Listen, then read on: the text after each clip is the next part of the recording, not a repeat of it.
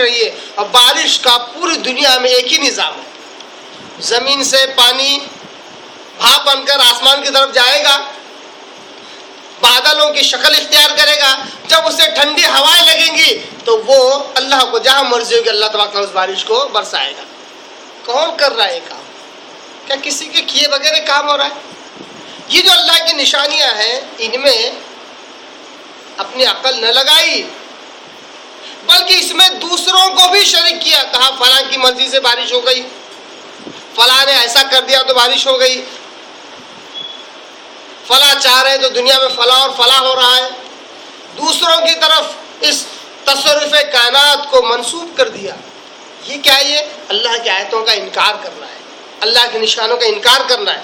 فَأَخَذَهُمُ اللَّهُ بِذُنُوبِهِمْ, اللہ تبارک تعالیٰ نے ان کے اس گناہ کی وجہ سے, رب اور خالق حقیقی کے انکار کا جو گناہ ہے, اللہ کی آیتوں کا جو گناہ ہے, اس کی وجہ سے اللہ تبارک تعالیٰ نے پکڑا, بڑا سخت پکڑا. واللہ شدید العقاب, اور اللہ تبارک تعالیٰ بڑا سخت ہے عقاب میں, بدلہ لینے میں, پیچھے لگ جانے میں.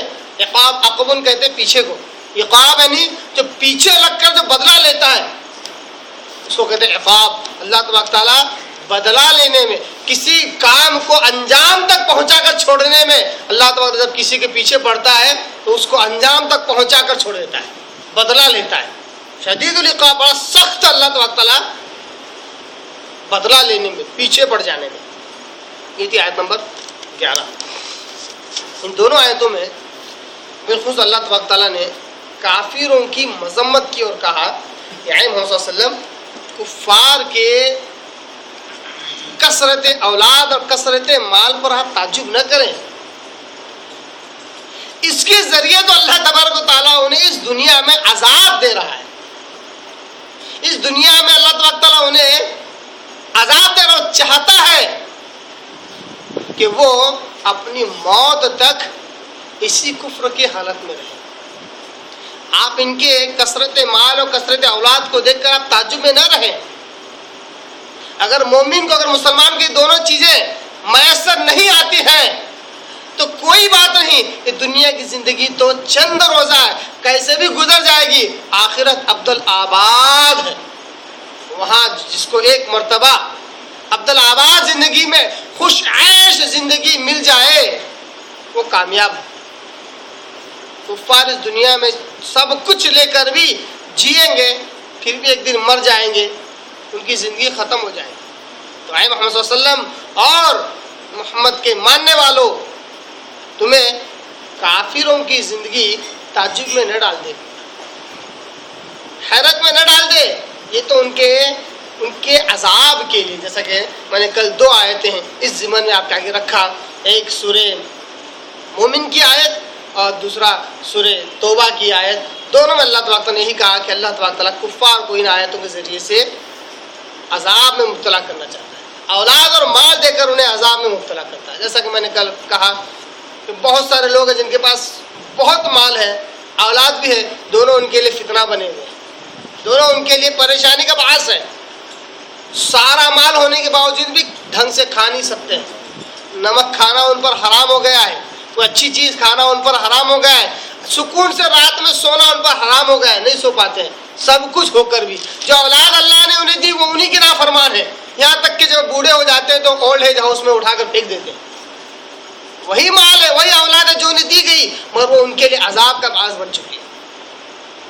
اسی طرح اللہ تبارک تعالیٰ نے جہاں کافروں کا ذکر کیا مال و دولت اور اولاد کے تعلق سے, وہیں پر اللہ نے فرعون کا ذکر کیا.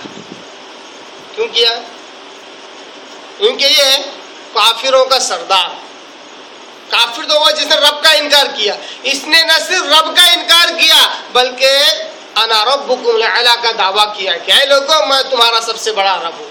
اپنے آپ کو یہ رب کہتا تھا, اپنے آپ کو یہ رب کہتا تھا. اسی طرح جس طرح ہم نے اس سے پہلے کی آیت میں سورہ بقرہ کی ابراہیم علیہ السلام اور نمرود کا واقعہ ہم نے دیکھا. نمرود بھی اپنے آپ کو کیا کہتا تھا؟ میں ہوں تمہارا خدا.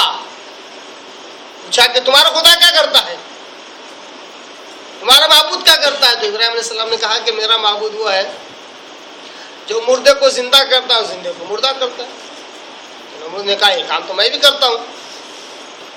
جس کی موت طے تھی اس کو آزاد کر دیا, کہا دیکھو یہ تو مرنے والا تھا, اس کو زندہ کر دیا. جو آزاد گھوم رہا تھا اس کو پکڑ لیا اور اس کا قتل کر دیا اور کہا کہ دیکھو یہ تو آزاد ہے, اس کو موت دی. ابراہیم علیہ السلام خلیل اللہ امام الموحد اس مناظرے میں جیت جاتے ہیں یہ کہہ کر کہ اگر تو واقعی معبود ہے, واقعی تو اگر اس کائنات کا خالق ہے, رب ہے, اگر تو میرا رب تو وہ ہے جو سورج کو مشرق سے نکالتا ہے مغرب میں غروب کرتا ہے. تو اگر رب ہے تو اس کو مغرب سے نکال کر بتلا. بہت الذی کفر, اب کافر ہکا بکا ہو کر رہ جائے. یہ کام تو وہ نہیں کر سکتا, کیوں؟ وہ خود ایک مخلوق ہے, حقیر سا, بالکل ناچیز سا ایک مخلوق ہے جس کی کوئی وقت حیثیت نہیں. وہ کیا سورج کو مغرب سے نکالے گا؟ اس نے وہ کام کیا جو اس کے اختیار میں تھا. جبکہ اللہ تبارک و تعالیٰ جو مردوں کو زندہ کرتا ہے, زندے کو مردہ کرتا ہے, مردے سے زندگی کو نکالتا ہے, زندگی سے مردے کو نکالتا ہے, یہ اللہ تبارک و تعالیٰ کا بڑا انوکھا کام ہے جو خالق ہی کر سکتا ہے, مخلوق نہیں کر سکتی. مثال کے طور پر قرآن مجید میں بے شمار جگہ پر اللہ نے اپنی صفت کا بیان کیا, کہا یحیل موت, اللہ تبارک تعالیٰ موت سے زندگی کو نکالتا ہے. یحیی اللہ الموت, اللہ تبارک تعالیٰ زندہ کرتا ہے مردے کو اور مردے سے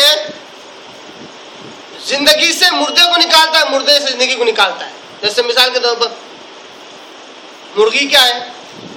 مرغی زندہ ہے, زندگی موجود ہے اس میں, چل بھی رہی ہے, چگ رہی ہے, کھا رہی ہے, پی رہی ہے. اس کے اندر جو چیز نکلتی ہے انڈا, بالکل ہی مردہ ہے, اس میں کوئی جان نہیں ہے, کوئی جان نہیں ہے.